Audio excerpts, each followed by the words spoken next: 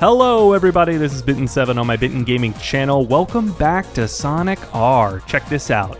You move the joystick, you can move the R all around. We're playing Sonic R, the Definitive Edition. I didn't really spend any time last episode talking about what Definitive Edition means, and I'll give you a link in the description to a video that talks a little bit about what that is. We're playing as Tails today, which he has a higher acceleration than other characters, but he has a lower top speed and he is slow as all get out. And as he moves around, he cannot help but let everybody know about the swishing of his tails. There's a token. I wanted to, in every race course of this series, spend the first lap at least following the expected trajectory of a path, a lap, a course, can't exactly speak in the way that I want to, but my point is, don't go on the side paths, focus entirely on the main path, but then, starting in lap 2, showing you guys some side stuff to do, like the tokens. I say like the tokens, like that's not the main thing. We gotta jump over the pit! No matter what the tabloids tell you, the pit has nothing at the bottom of it that we could desire. And this course is full of end-of-the-road things that's like, hey, there's construction happening in universe. We can't have you crossing the threshold and putting your life in danger. However, that's where they hide all the tokens in the meta. Knuckles! You dumb guy. Because I'm playing on hard difficulty, it may be hard. And the tabloids weren't lying after all. There's a token down there. And we got all 5.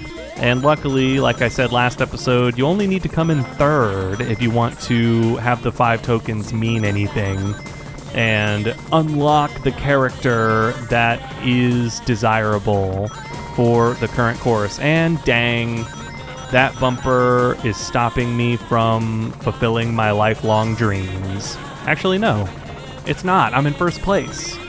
Yeah, we did it.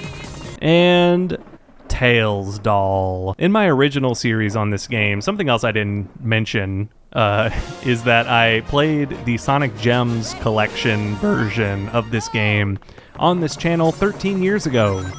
Back in 2013, it was the year that I first heard about this game because of like a JonTron video at the time that no longer exists. And I was very intrigued by it, and I had a whole lot more fun with the game than I expected. And that was largely because of the single-player nature of this game, which is, you know, getting the tokens, unlocking the characters. I forget my point that I was going for there, but yeah, I played the Sonic Gems collection version, which is not as good as the version I'm playing right now, which is the definitive version, otherwise known as modded PC version. It takes the 2004 PC version and throws some great stuff on top of it.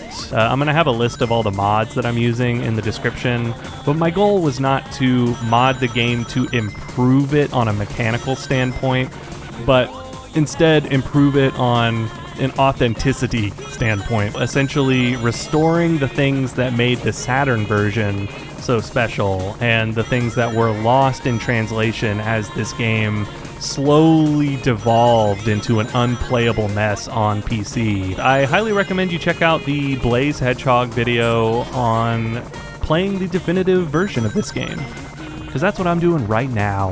And if this looks fun to you, then of course, definitely check it out. So we're racing against Tails doll. There we go.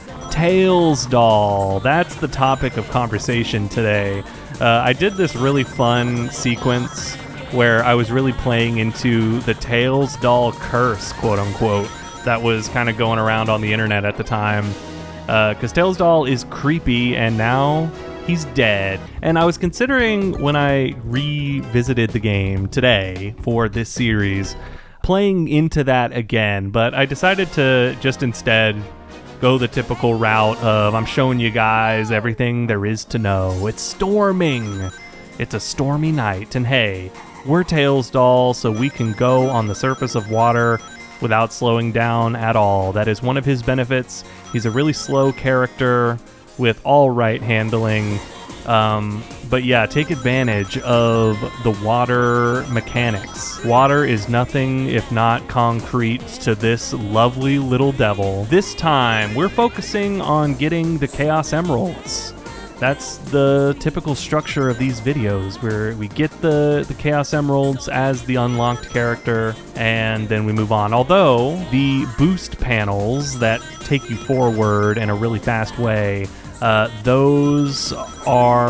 take your rings, basically all your rings up to 50, in order to decide your speed and continue on, which is not good for our purposes, where we want to get all the Chaos Emeralds, meaning we need the rings to unlock the ring gates.